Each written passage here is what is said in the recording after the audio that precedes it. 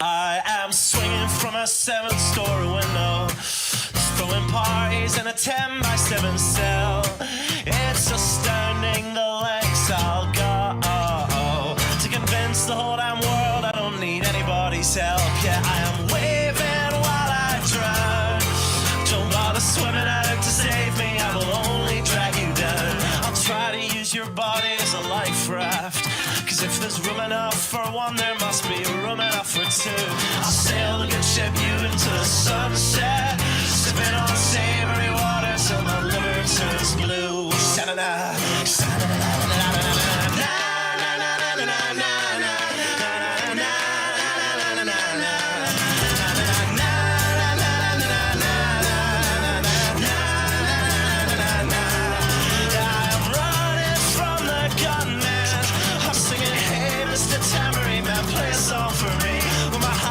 Is broadcast in the evening news. I will be relieved. La, la, la,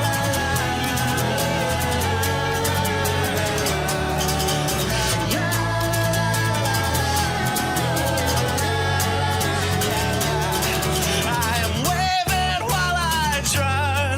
Don't bother swimming out to save me, I will only drag you down. I'm waving while I drown. Don't bother swimming out to save me, I will only drag you down. La, la, la, la, la, la, la, la. Singing, hey, hey, alright, yeah, I wrote that one myself. It's astounding the lengths I'll go to convince the whole damn world I don't need anybody's help. Fuck.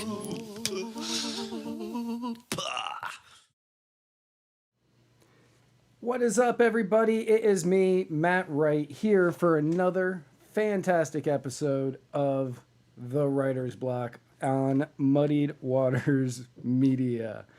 Thank you, Brian. We do have the best intro music. Fantastic episode. First and foremost, allow me to thank the wonderful people at Siesta Cava, siestacava.com, for the kava that I am drinking on today's episode. If you have any kava needs, make sure that you go to siestacava.com for your kava. To them and to all of you for tuning in, I say Bula Vanaka. Thank you to all of you who tune in. Thank you to everybody out there in the Muddied verse. We definitely appreciate you tuning in to everything that we do here. Thank you to my parents. Thank you to the Narcissist's Cookbook for the intro music. If you like what you have heard, find him on Apple Music, Spotify, pretty much anywhere music is found at the Narcissist Cookbook.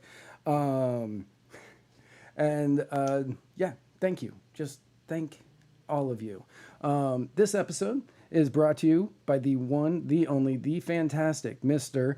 Joe Solosky for Pennsylvania governor. He is the key to Pennsylvania's success. You are also brought to you by Nug of Knowledge, because here at Muddied Waters, we sell CBD. We sell smokables, y'all. And apparently the green one isn't technically CBD. So you can take what you will with that. Use checkout code SPIKE for 10% off and get yourself your weed. This episode is also brought to you by the Gravy King. This episode is also brought to you by Mudwater Coffee Alternative. It is a wonderful, tasty drink when you add a little honey to it, with fantastic customer service. And all they have in it is masala chai, cacao, mushrooms, turmeric, sea salt, cinnamon, and that is it. If you want to get off of coffee and switch over to a wonderful coffee alternative that will give you focus and energy, go to muddiedwatersmedia.com/mud. This episode is also ironically brought to you by Black Organic Coffee. That is spelled BLVCK, Black Organic Coffee, for the best cold brew coffee around. Visit blvckbrews.com and use checkout code MW for free shipping. This episode is also brought to you by the Libertarian Party Waffle House Caucus, the fastest growing waffle related caucus in the entire universe. If you want to become a member of the Waffle House Caucus, go to muddiedwatersmedia.com/store and get yourself a Libertarian Party Waffle House Caucus button. And if you want to be a voting member, pick yourself up a t-shirt. And this episode, much like all the others, is brought to you by this guy, Chris Reynolds, attorney at law. Even though we don't do the Anchor Colin moment, all episodes are brought to you by this man. Again, thank you all for tuning in. I have a fantastic guest. She is running for lieutenant governor of Pennsylvania, the same place that Joe Solosky is running for governor in. I'm very excited to have on Ms. Nicole Shultz. Nicole, thank you so much for being here. How are you today? Thank you for having me. I'm doing really very well. How are you today? I am doing well. I'm mildly frazzled today from, I'm not even going to say how my day started because nobody without kids would understand and anybody with kids would feel bad for me. So it was just, there was a mess of epic proportions upon waking up that I was not ready for. You can only complain if you've changed your clothes 5 times because of the kids in 1 hour. Fair. I have not had to do that yet. I have not had to do that yet. But Goals. step parenting goals. But yeah, thank you. So thank you for coming on. I do appreciate it. So one of the questions that I like to ask anybody that comes on the show, especially when they're running for office, how is it that you found libertarianism or the Libertarian Party? What did you have an aha moment, or were you just you just knew? I was kind of a slow learner. Okay. I'm one of those. I kind of I was always a libertarian, just didn't know it. Right. I grew up in a very democratic family. So I always thought that's what I was growing up in school. We touched on politics a little bit, but I kind of never fit in either side. When you're young and you follow what your parents tell you and you follow those goals. It wasn't until I started paying attention to who was in office and what they were going for and what rights of mine they were taking away that I realized, okay, this isn't right. I'm not part of this party because I don't believe in what they're doing. And when other people pointed out, well, those are libertarian values, then it was like, okay, well, let's look into the Libertarian Party and see what they have going on. And I kind of found my home. Right. Didn't realize that I had been missing my home, but I found it. So now I'm here. Yeah, and a lot of us, many people across all of America and probably the globe, they follow whatever their parents are. They're Republicans because their parents were. They're Democrats because their parents were, whatever. And a lot of libertarians, for the most part, some of the younger ones that I have met, they've been coming up saying, "Oh, my parents were libertarians, and I just really believe in freedom, and I'm a liberty baby." And I'm like, "Wow, that's weird." I grew up not that, and thinking that we should just bomb every other country. Well, and what's weird is like all of my brothers and sisters, they're like, well, this is what we believe, this is what we want. I'm like, they're all pro-life, I'm pro-choice. Mm-hmm. So I am like the black sheep of the family when it comes to all of this, because I'm like, no, you don't have a right to tell somebody else what they can do with their body. No, not buying that. So hey, let me get this straight. You grew up in a Democrat household and they're pro-life? Yes, because my mom's Roman Catholic. Okay. That makes sense. I was like, I'm not seeing this connection here cuz Yeah, no, my mom was Roman Catholic, so yeah. Okay. So you have not only the Democratic side, then you have like the Roman Catholic oppression going on. So where do they, because I mean, it's kind of a weird dichotomy there, but I mean, where do they stand on like gun control? Because many of the Um, people who are pro-life are typically pro-gun. so we never, my dad had a hunting camp and we would go there all the time. My dad would go hunting. My dad had guns, but it was never really talked about in the Okay. house. Um,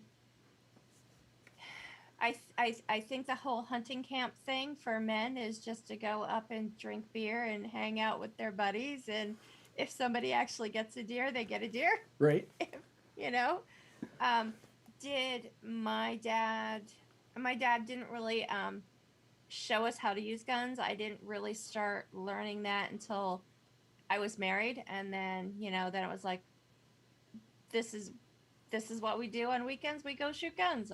Okay. Okay. There are much worse ways to spend a weekend, though. There are. Yeah, when I was growing up, we were pro-gun all the way. Like, my dad, we should be able to have guns. We should be able to have guns.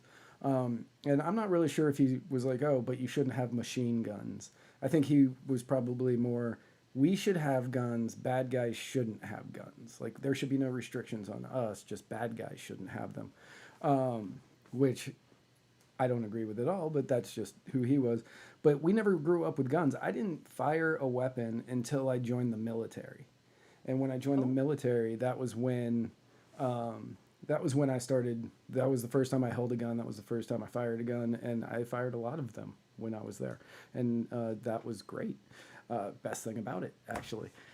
And standing there at 17 years old, holding a live grenade, terrified, like, I'm gonna throw this. I'm gonna blow something up. This is gonna be amazing.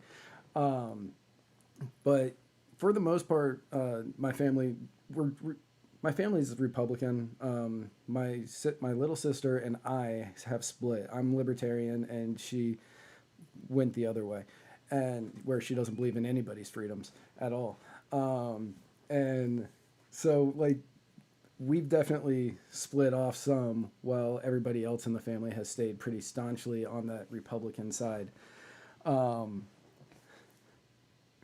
People are drawing things in our comments, and it's very strange. I keep looking down. I'm like, what is this? So right now, like, the major issue that everybody's talking about, of course, it's been such a massive part of our lives for the last year, is coronavirus, COVID. So I know what it's like here in Florida, and I know the stats kind of nationwide, but what's going on with that in Pennsylvania?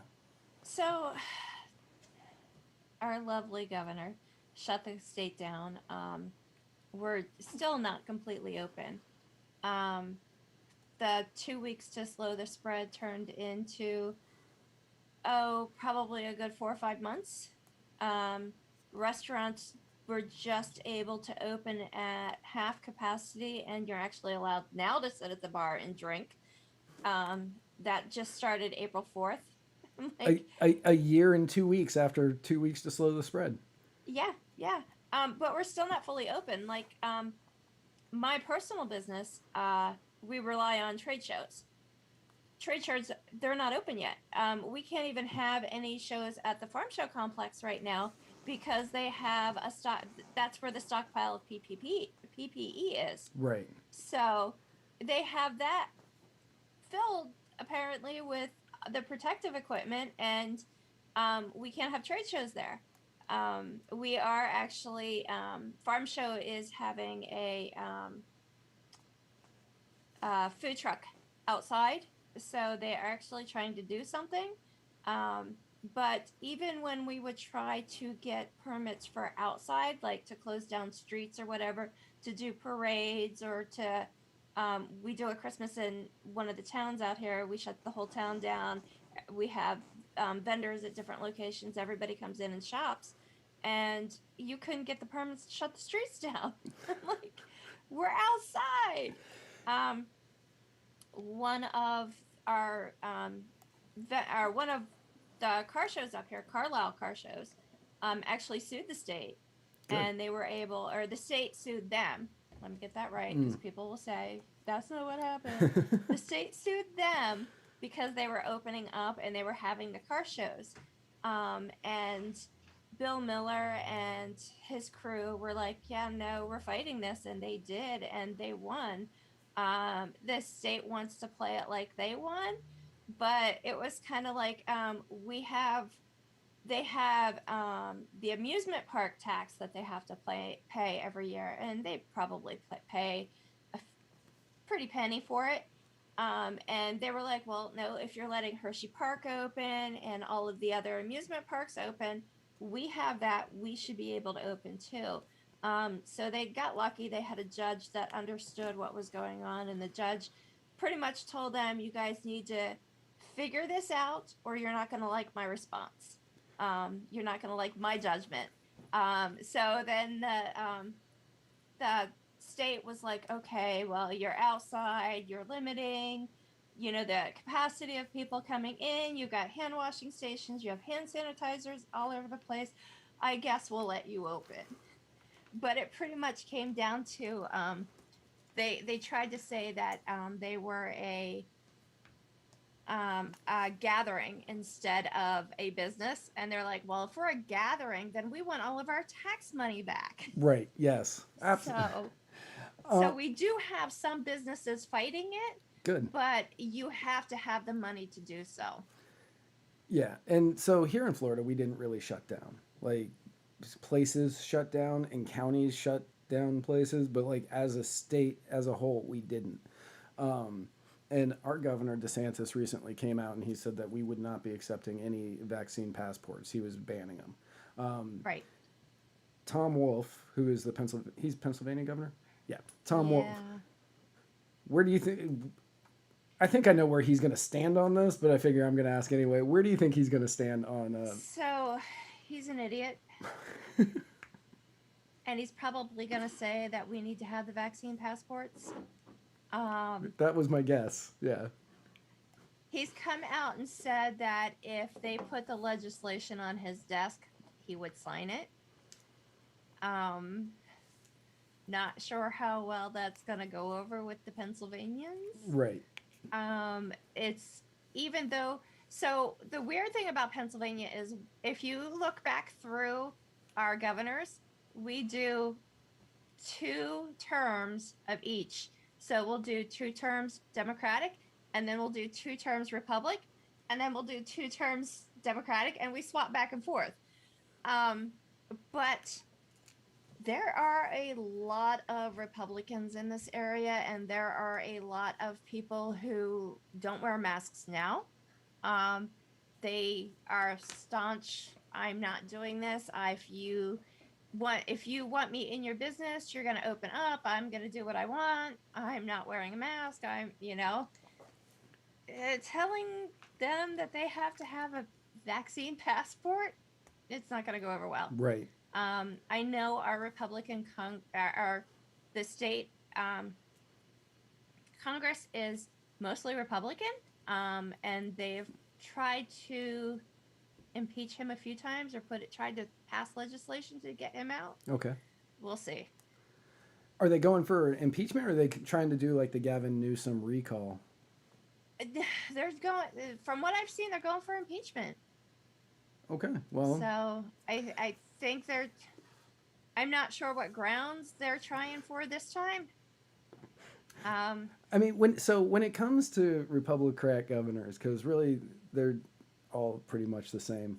Like DeSantis is kind of his own little gem of he's a Trump-publican, but he cares about liberty more than most. So I can tolerate a lot of what he does because of other things.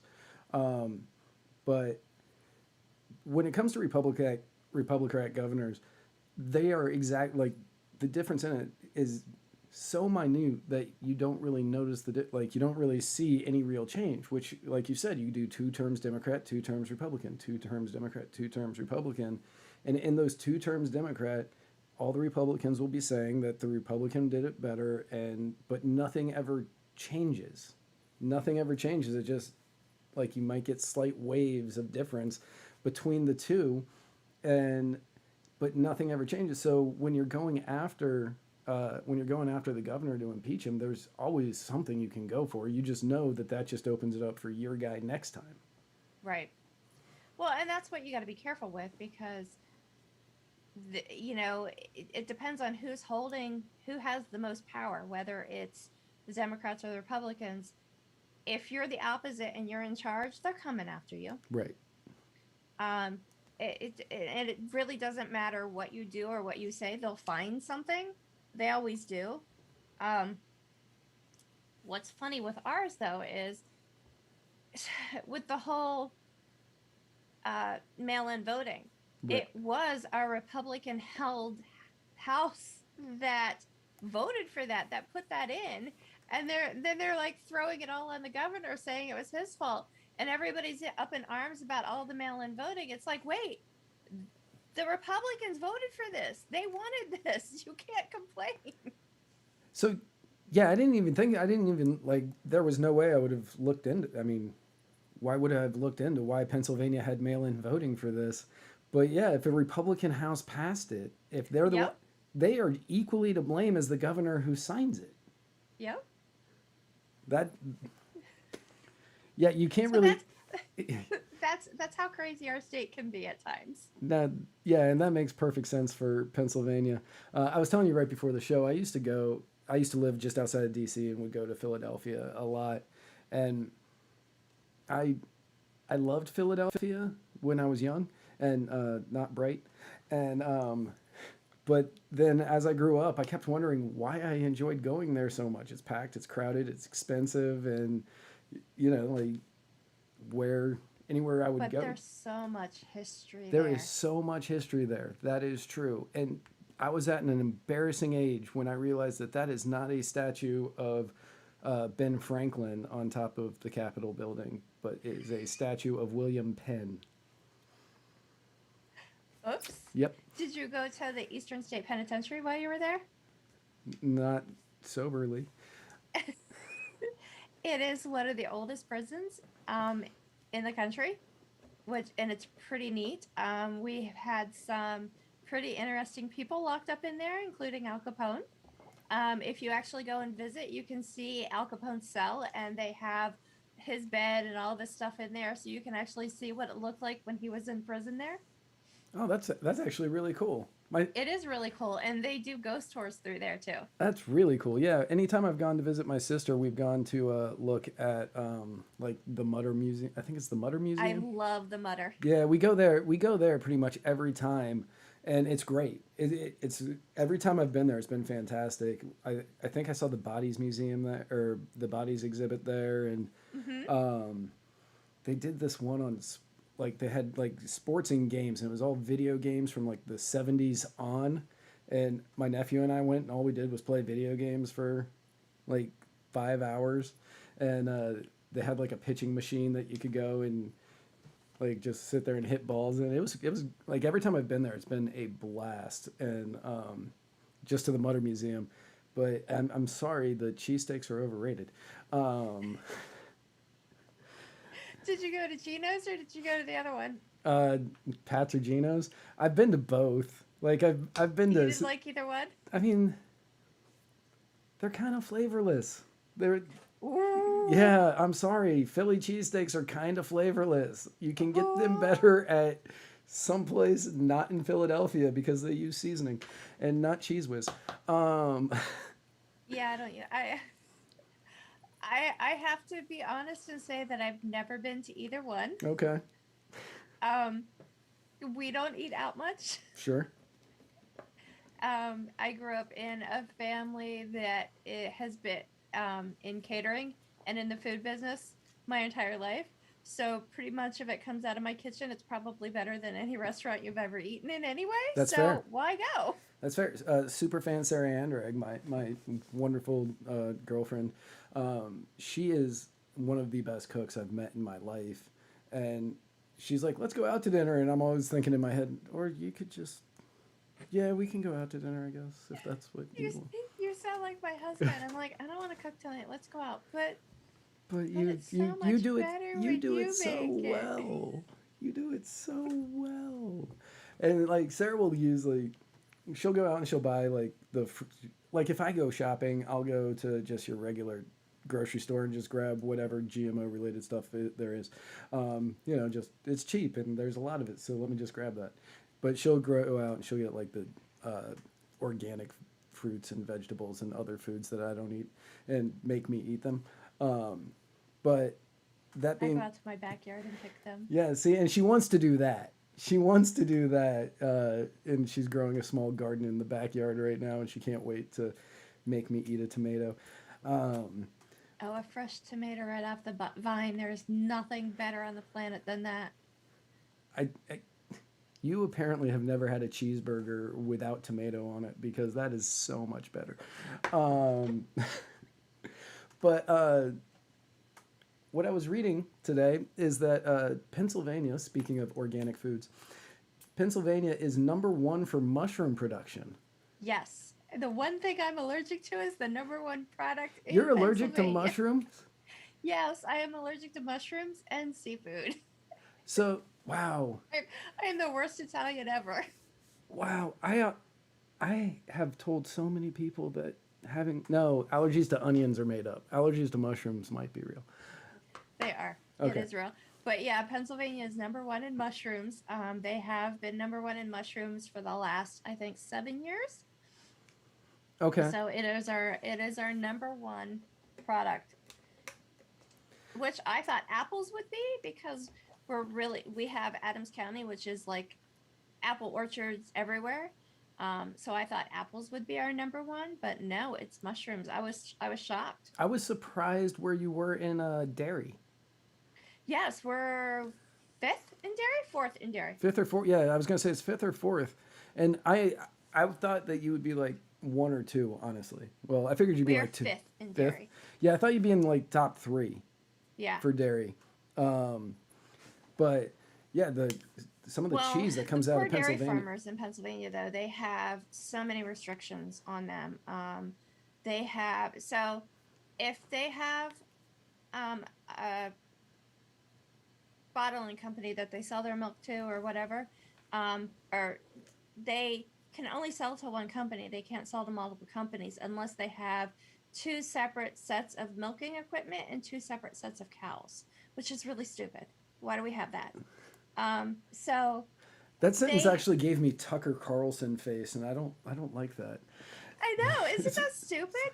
Like, What? so if they can't compete with other companies, so like if it's a farm that Land O'Lakes gets all their milk off that farm, only Land O'Lakes can get that milk. They can't be like, okay, Land O'Lakes gets it this day, Dannon gets it this day, this bottling company gets it the next day. So yeah, that's stupid and needs fixed. Yeah. I was actually talking to a dairy farmer not too long ago, and I asked him how they come up with the price of milk because I was curious. I'm like, that's one thing I don't know. How do they figure out the price of milk? And he sent me the formula that he's figured out that they use to figure out the price of milk. And I looked at this formula and I'm like, what is this? Because it's not algebra, it's not calculus, it's kind of a mix of, I don't know. And I'm like, how do you figure out the price of dairy? And he goes, it's really weird. It's like, it's the weight of this plus this plus this. And I'm like, oh my God, this makes no sense.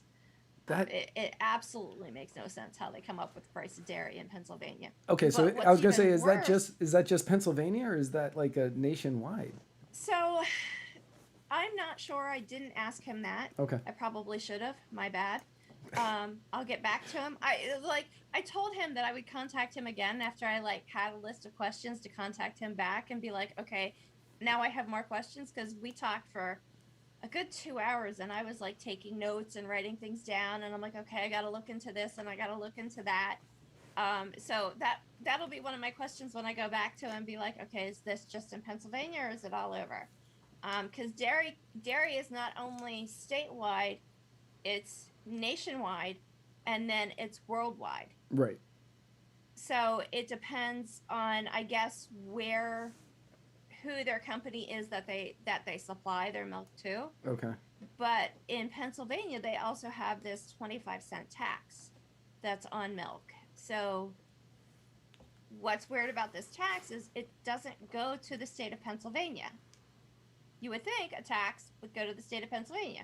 Who does it? Who does the tax go to if not the state? The company that produces, that bottles it or manufactures it. So instead of a So tax, it it's like doesn't a. go to the farmer. It doesn't go to the state. It goes to the company. So if So it's Leonard like a Lakes bottling fee. yes, Okay. but if the milk comes from PA, goes to New Jersey, and then comes back to PA to get sold, that money goes to New Jersey. Doesn't even stay in PA.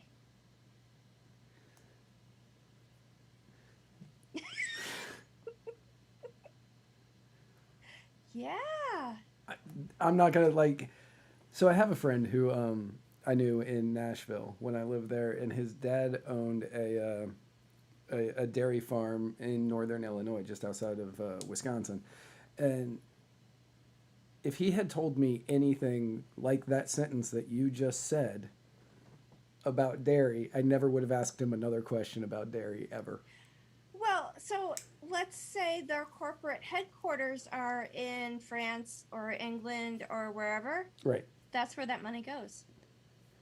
So okay, so it's where the 25 cents per bottle, per container, I guess. I don't know. Yep.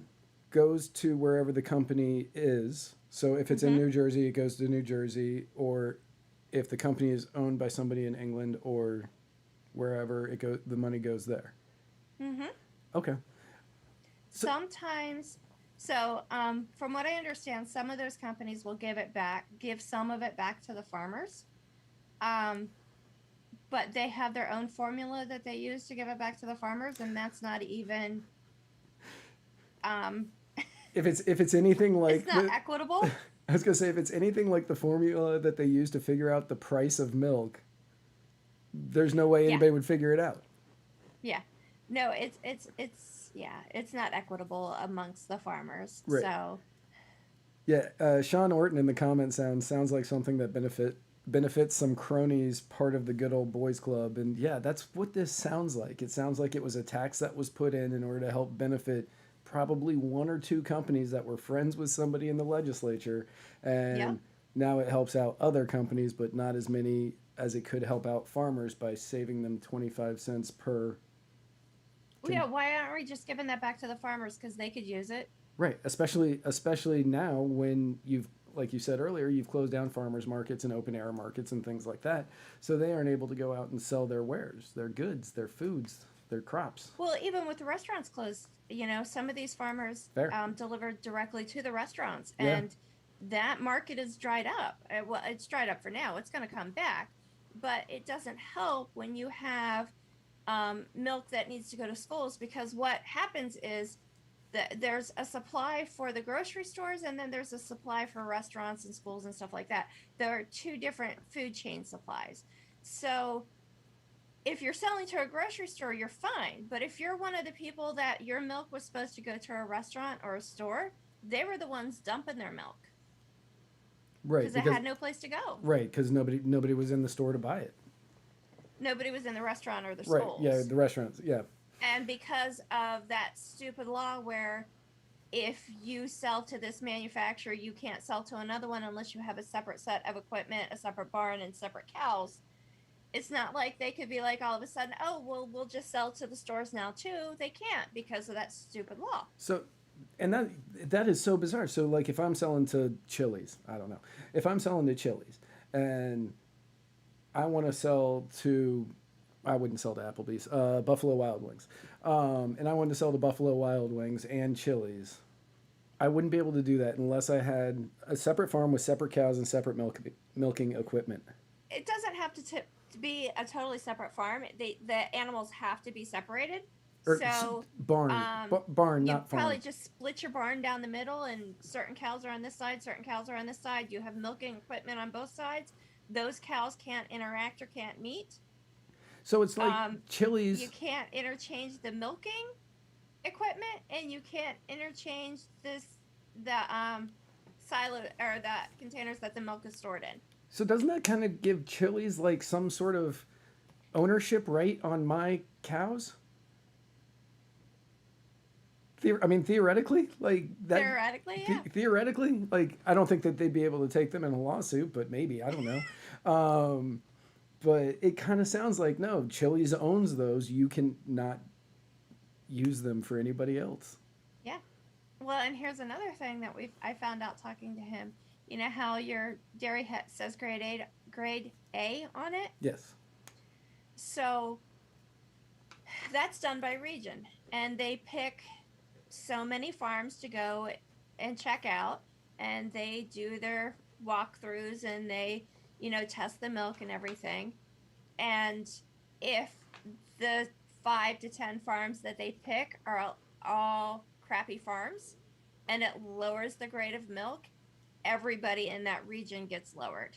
So you can have the best milk on the planet, but as long as they tested 5 crappy farms that don't have the best milk on the planet, you just lowered your grade of milk, and your milk is worthless because they tested those 5 farms in the region. Wow. That's like what I was saying to you before the show, and I was in doing real estate. There'd be appraisers that would go around and they would compare houses, and especially during like the short sale market and the foreclosure market, you would be selling a house, like a house that somebody still lives in, and they unfortunately need to move for whatever reason, and they're doing it not a short sale, not foreclosure. They got transferred, or they need to move up because of baby, whatever, or down because children all moved out, whatever. The appraisers would go out, and their house is going to be worth less than what it actually is worth because of the houses that are being foreclosed and short sold and all that around them. So these farmers, these farmers are being victims of other people not taking care of their stuff, essentially. Yeah. Okay. So, we rely on our farmers to feed us, and this is how we treat them. That actually makes a lot of sense for America. Now, you're a libertarian, so I know that you probably subscribe to the non-aggression principle. But on your website, it says that you want to wage war against the spotted lanternfly. Okay, so yeah, we're not aggressive, but when it comes to the spotted lanternfly, or it comes to certain bugs, you have no choice. You just have to go kill them, or they're going to kill off all of our plants. I don't even know what this is. I just saw it and I thought that was a great joke. The spotted lanternfly is an invasive species. It came from China. Over on a boat. China. I kind of hate saying that because, everything here lately has come from China. But right. It's true. It came from China. It's the Chinese bug. I got it. Yeah. Yeah. Just the other one. Right. So the spotted lanternfly lives off of the fruits and certain trees. Okay. Its favorite tree is the tree of Haven, which was brought over a long time ago from China. And so if you have one of those trees on your property, you are asked to cut it down and destroy it.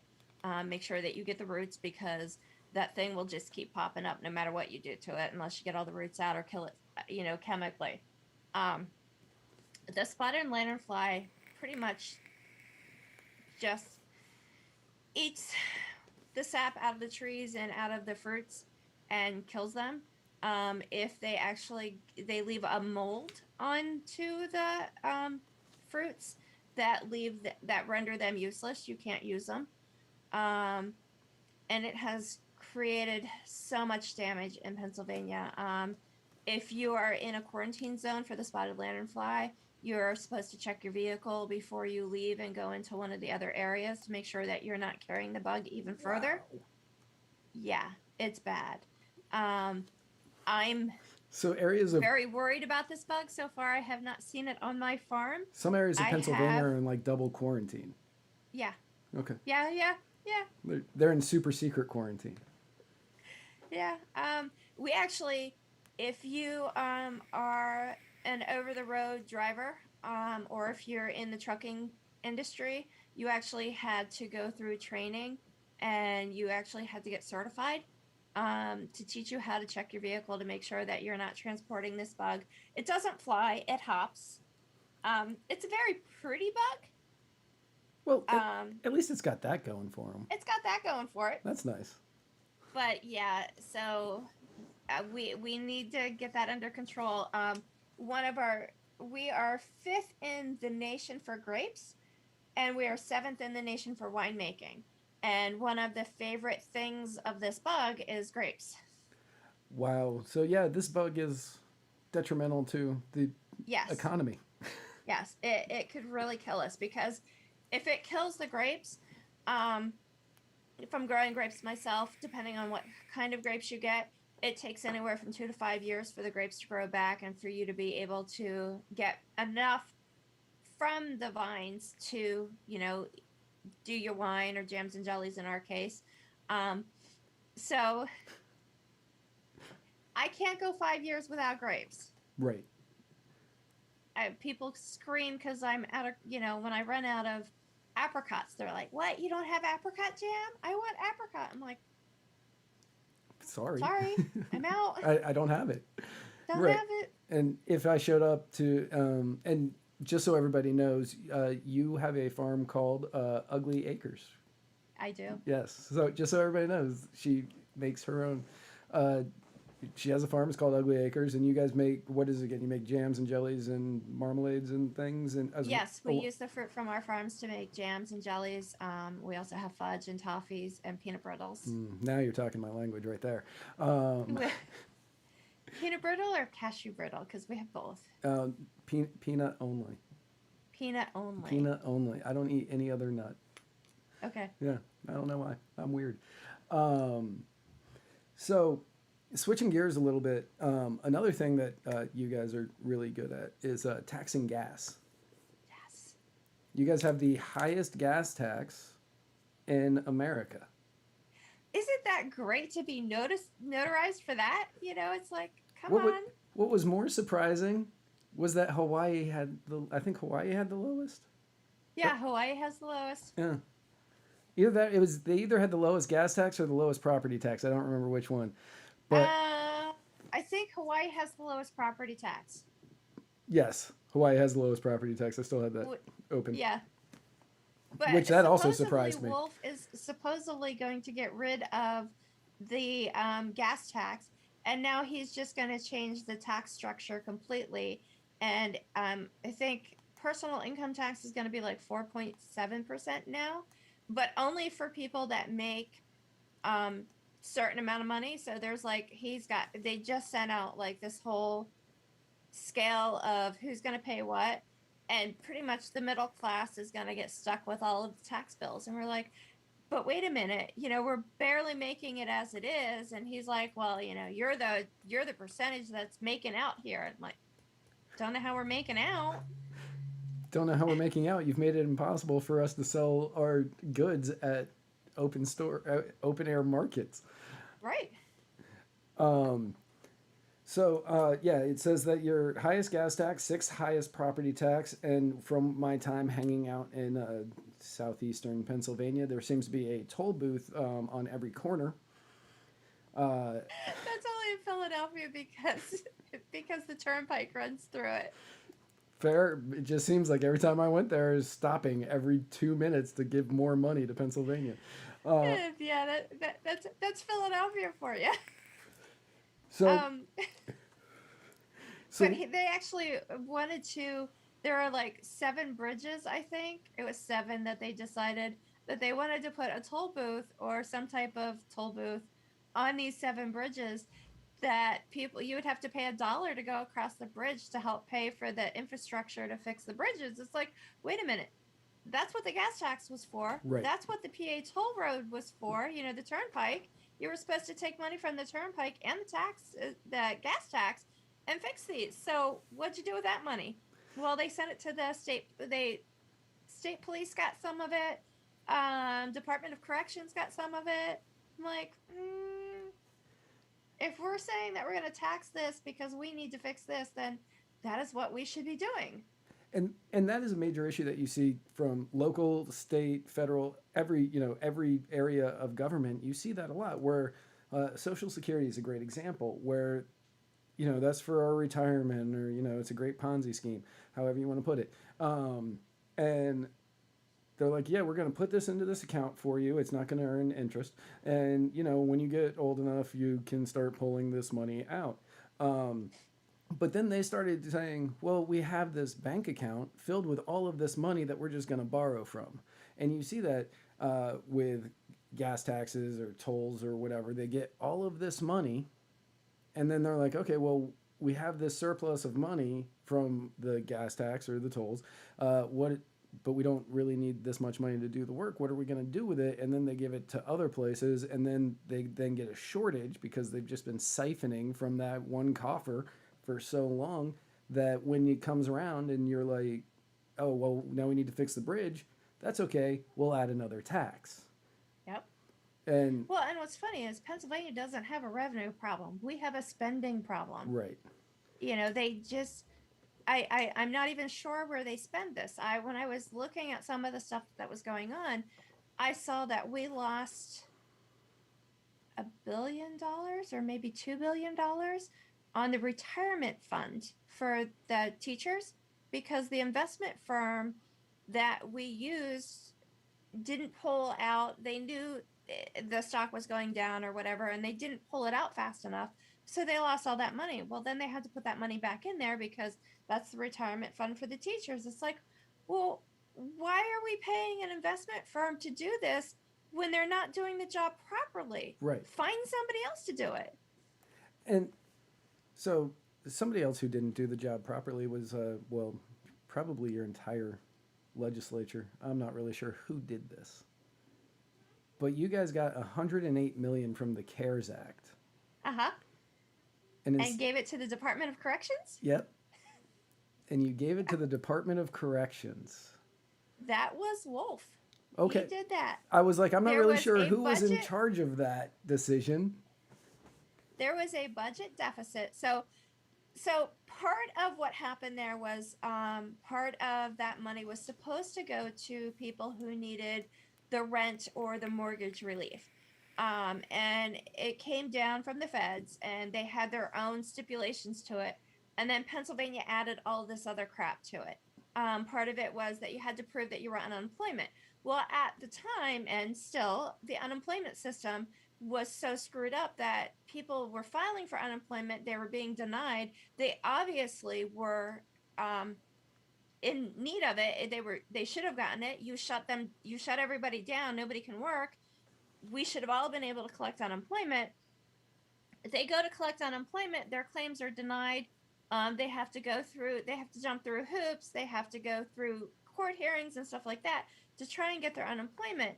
Well, part of the money for the rent rebate and the mortgage rebate was you had to prove that you filed for unemployment and that you were receiving unemployment. Well, these people couldn't do that because they were denied, and they're still fighting to get it. There are still people fighting to get it. Another thing that they had to do was the landlord or the mortgage company had to agree that $750 a month was perfectly okay, and that's all they were going to get. So if your rent or your mortgage is $1,400, the state's offering $750. You take it or leave it. Nobody's going to agree to that. Right. No. Why would you? So nobody's qualifying for this relief that's out there. And then Wolf was like, well, we've got $108 million over here sitting that nobody's used because nobody needs it. We'll just take it from there, and we'll just put it in the Department of Corrections because we've got a budget deficit over here and we need to fill this budget. So we'll just take money from the CARES Act and put it over there. I'm like, these people still need that rent, and they still need that mortgage relief. What are we going to do? Right. I'm not going to. So when I was doing the research for today, I was, going through Pennsylvania trying to figure out what it's all about outside of, Philadelphia, Amish people, and Pittsburgh. And apparently there's and The Office, of course. But, I was reading up and, finding out about the agricultural side, which is amazing. It's great to see that Philadelphia is #1 in mushroom production, even though I don't eat mushrooms. Except I do drink it when it comes in mud water. If you want to switch over from coffee, you can't because you're allergic. But if anybody Yeah, out there no. wants to switch over from coffee, muddiedwatersmedia.com/mud. But like finding that out, I was like, oh, this is really cool. And then I read about the $108 million that went to the State Department of Correction, the Department of Correction for the state. And I went, so the money that was intended to help people out after governments forcibly shut down businesses, told everybody to stay at home, you couldn't work, you couldn't do anything, you had absolutely no way to pay your rent, pay your mortgage, pay your bills. The federal government gave them a bunch of money to give out, and then they went, yeah, but we need to fill this, we need to make sure the Department of Corrections gets that money. Yep. And that was after they left all the nonviolent, well, they didn't leave all of the nonviolent offenders out, but they pretty much let a lot of them out. They went through and they picked a bunch of people to let out of prisons because they were afraid of COVID going through the prison system. Right. So they were, and our prison system is overloaded, and the non-offenders should be out, and we've got quite a few that should be, looked at. So after they left all of them go, they're like, yeah, we still have this budget deficit over here, and we still need money over here, so we'll throw money over there. That is the most government thing. If you had told me a state did this, that you just said a state in the union has done this, they've taken the $108 million from the CARES Act and it used it to fill a gap in the Department of Corrections, I would have placed all of my money on Illinois. 100, like, wouldn't have even thought about it. It's Illinois. Because 4 of their governors have been in prison in like the last 20 years or something like that. I would have been like, nope, Illinois, can't be anybody else. And then Pennsylvania, I blew my mind. And we're like, here, hold my coffee. The birthplace of the Constitution. The birthplace of the Constitution. They're like, meh, we don't care. Yeah, we're like, yeah, well, we wrote the Constitution here in Pennsylvania, so we can change all the laws as we want to go. Right. No, it was all created here, so we get the right to change whatever we want. Exactly. We That's may what have they the think. Liberty Bell right out there with the bolt in it now, but that doesn't matter. Yeah. And it's what's funny is, all of the news agencies reported on this, and it was just like, oh, this is what he did. Nobody called him out on it. Nobody said, wait a minute, that money's for these people. Why is it going here? That's what was the most shocking thing out of the whole thing. Nobody called him out on it. It's like, why are we just letting him do this? Nobody in the House, nobody in the Senate, nobody called him out on this. Not a reporter, nobody. Like not. They were just like, oh, here's a news story. Nobody from the Republican side called him out on it or anything. And, Nope. And that is surprising, but not surprising because essentially Republicans and Democrats are exactly the same, which is why I think Spike coined the term Republicrat. I'm not sure if he did, but he just started calling them all Republicrats because there's no difference. They saw that there was a budget gap in the Department of Corrections, and they said, well, we need to fix that. Well, all right, let's make it impossible for the people who actually need the money to get the money. We'll have a surplus, and then we can fill this gap. And Yep. probably everybody agreed to this. And that's why they did not. Surprise me. It would not surprise me even one bit. But yeah. Don't you wish you could just do that? Just I'll take 108 million. Oh, look, I have all of this debt that I have over here, and the government gave me hundreds of millions of dollars to give to people. Sure, I'm just going to pay this debt and make it impossible for them to get it. That would be like a business who got the PPP loan and then decided they were going to use that. And there was a few companies that did this. They decided that, oh, we're not going to use this to keep our company running. We're going to pay ourselves our salary for a year and a half. And then we're going to shut down and file for bankruptcy. And, Yeah, and that's been an issue. That's been an issue nationwide. Like I've heard that story from so many different people across the country where people have done that. They're like, okay, well, I'm going to get the PPP loan, or the PPE loan, PPP. PPP. PPP. The PPP. Paycheck Protection Program. Yes. I'm going to get the PPP loan, and then they get it, and everybody that works for them's like, oh, this is great. We got the PPP loan. I'll be able to get like some money coming in. And then the person's like, okay, well, I'm closing. Now Yep. you're out of business, and now I have this money. So we're almost out of time.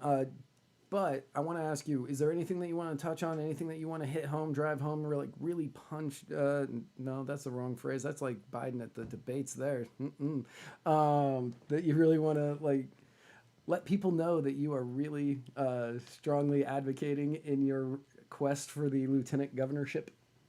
Well, I think we've proven the point that we need tax reform in Pennsylvania. Yes, you have definitely done that. We actually need to sit down and look at what the taxes were created for, where that money's going, why it's going where it's going, because it's obviously not going where it needs to go, and then trying somehow to fix that system. We know that it's a long road. It's one that we're willing to travel. It's one that needs to be traveled. Notice how I'm using because that gas tax and these road taxes, that's the one that gets all of us. Oh yeah. So yeah, no, that one, that the gas tax hurts lower and middle class more than it hurts anybody else. it does. By a wide margin. It hurts lower Yes. and middle class. And I don't know the demographics of Pennsylvania, but I'm assuming that the lower and middle class are probably like 2/3 minimum of the state, because I think that's kind of average across the board. You're probably right. I don't think I've ever actually sat down and looked at those numbers. But it not only does it hurt our lower class, the lower economic class, it probably also hurts the farmers and Yes. the rural areas, because they probably have to travel further to find gas that's at a decent price. Not only that, they need gas for all of their equipment. I know the gas that we use on the farm just to mow is crazy here. And, and most of these farmers, because of the ethanol in the gas, are probably looking for non-ethanol gas so that they don't have to add additives to their gas to keep their equipment from gunking up. So it's an added extra expense. Not to mention that when they changed the ethanol in the gas, that also hurts the corn prices and the feed for the cattle and the other animals. Right. Because that now goes up, because now there's a bigger market for that and everybody wants that. So, And it costs more to get it in because people are traveling and they're paying the higher gas taxes. yep. So, yeah, so that's a road we need to go down. We need to check out all these taxes. And Joe and I have talked about this, Joe Solosky. We've talked about this quite often. So it's both of us have accounting backgrounds. He does tax. He has a CPA. I've done taxes in the past. My favorite class in high school growing up was accounting. So yeah, I'm one of those weirdos. So for us, it's going to be, we're going to follow that money and see where it goes and see whose pocket it's going into. Fair. Joe Solosky can tell me all day long that he's a CPA and accountant and whatever, but I know that he is like a midnight radio DJ host, and he can lie to me about it all he wants, but I will find whatever station he is on. That is his secret life that nobody knows about. Yeah, he sounds like he should be on WKRP in Cincinnati. Joe Solosky here with WKRP.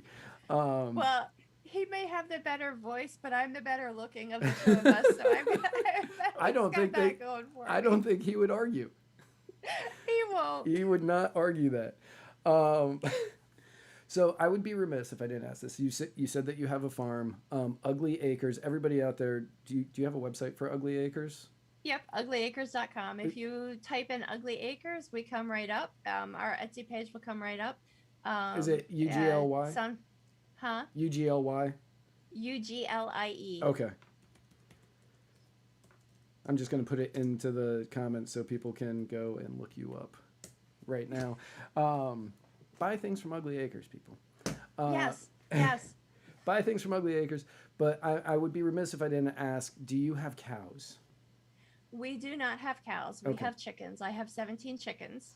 If you had cows, I was going to have to ask you to send me pictures of them, or ask you to befriend Sarah and send her pictures of them. That would be a better option. Okay, well, I can send you pictures of my dogs. They look like cows. They're black and white. She would probably love that just as much, because she grew up with cows and she loves them, and she wants to have a farm one day. And So my husband actually he had cattle, and he has a story that he tells about how he got thrown over a fence by a cow. And my husband's not a little guy, so yeah, I'm afraid of cows. Not really, but I don't want to be thrown over a fence. I don't need it. No, I absolutely do not want that to happen to me. There are so many things about livestock in general that I'd rather take stock of my life than deal with livestock. Yeah. I'll let the professionals handle that. Right. I'm okay with like the fruits and the vegetables and stuff because that's what I'm used to. That's what we grew up doing. Cattle, nah. So, I don't think we mentioned it during the show, but you are in the snack capital of the world. We are. York County is the snack capital of the world. We have Snyder's pretzels. We have Utz, Martin's potato chips. We have what's the other one? Lay's is over here, I think. We have there's quite a few. I mean, you can't go very far driving through York and not run into either a potato chip place or a snack place or a Starbucks. There's the Starbucks manufacturers down the road. Is it really? We've got it all. Huh. One thing, so this is going to be a completely off the topic thing that for some reason when you said that, it jogged my memory on this, but this is going to be a very strange sentence for many people to hear. When I was younger, I was a national award-winning puppeteer. And I would go to Hershey, Pennsylvania for puppeteering competitions, and that was where I would win my awards. But Sweetest place on the earth. Sweetest place on earth, yeah. So I was in Hershey, Pennsylvania for competitions every year for puppeteering. Now, Hershey isn't in York County. Hershey, I think, is in Dauphin County. Maybe Dauphin. Something like that. Something. Yeah, It's up there. It's Pennsylvania. I know it's exactly 45 minutes from my house. I know how to get there, and I go to Chocolate World all the time because why not? Right. And actually, I am a snob when it comes to chocolate. People will try to give me like, oh, you need to try this chocolate. It's Dove, or it's Godiva chocolate or whatever. And I'm like, no, give me Hershey's. Just give me Hershey's. I don't want that other stuff. Just give me a Hershey bar. I'm good. Send me Hershey bars.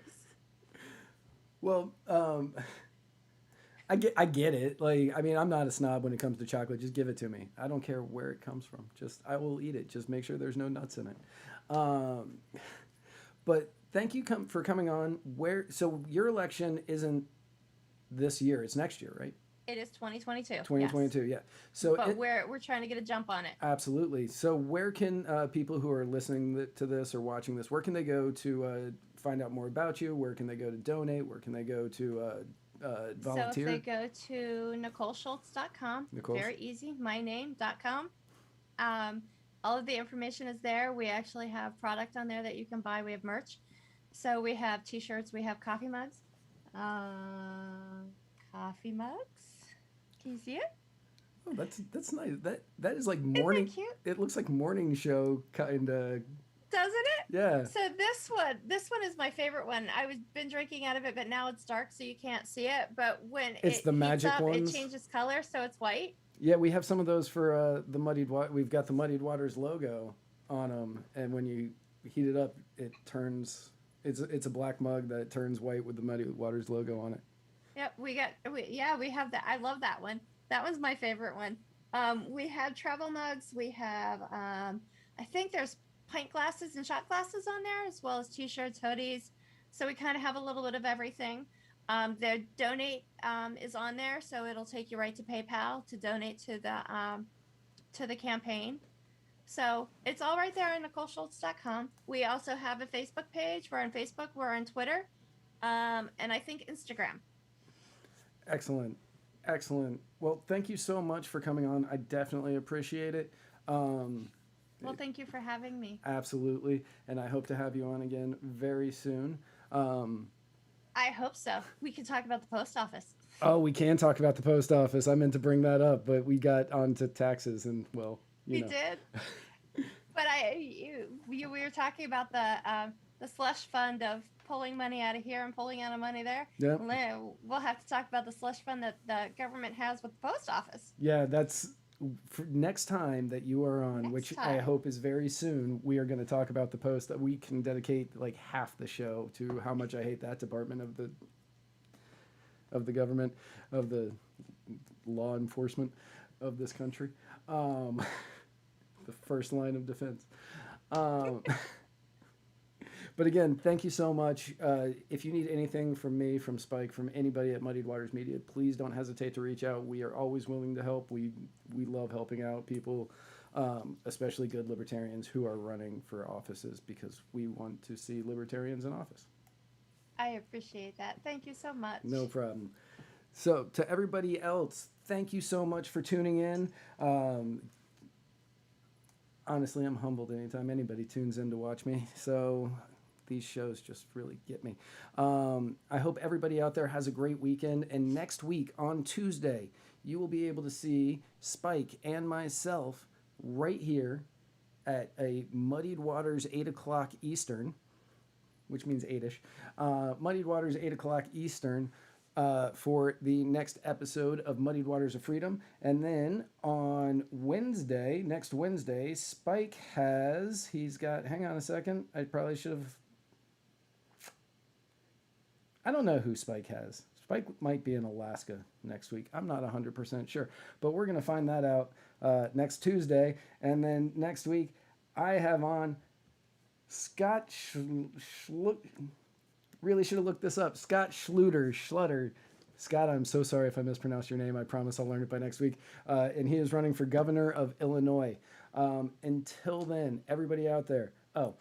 If you are looking to see anything about Muddied Waters, you can go to anchor.fm/Muddied Waters, where you can leave messages that Spike and I will listen to and play live on the air on Tuesdays, and we will answer your questions, listen to your comments, and gush over your praises. And you can also donate, where you can hit the little donate button and you can give us money, and we will continue to bring you high quality content like this one, and the one on Tuesday, and the one on Wednesday, and hopefully more soon. But again, thank you all for tuning in. Go to muddiedwatersmedia.com to catch all of the episodes of Muddied Waters Media. And until next week, just have the most excellent weekend. I am swinging from a 7-story window, throwing parties in a 10-by-7 cell. It's astounding the lengths I'll go to convince the whole damn world I don't need anybody's help. Yeah, I am waving while I drown. Don't bother swimming out to save me, I will only drag you down. I'll try to use your body as a life raft, cause if there's room enough for one, there must be room enough for two. I'll sail the good ship you into the sunset, sipping on savory water till my liver turns blue. Sha-na-na, sha-na-na-na-na-na-na-na.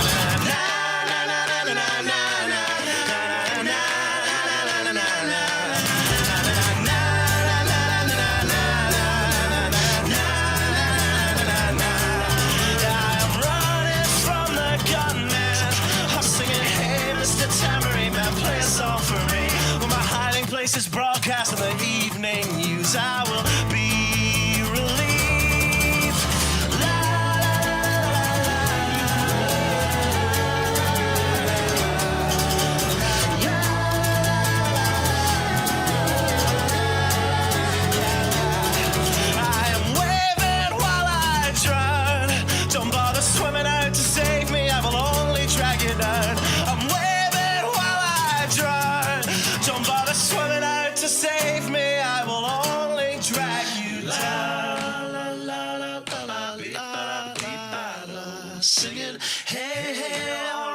bet you I wrote that one myself. It's astounding the lengths I'll go to convince the whole damn world I don't need anybody's help.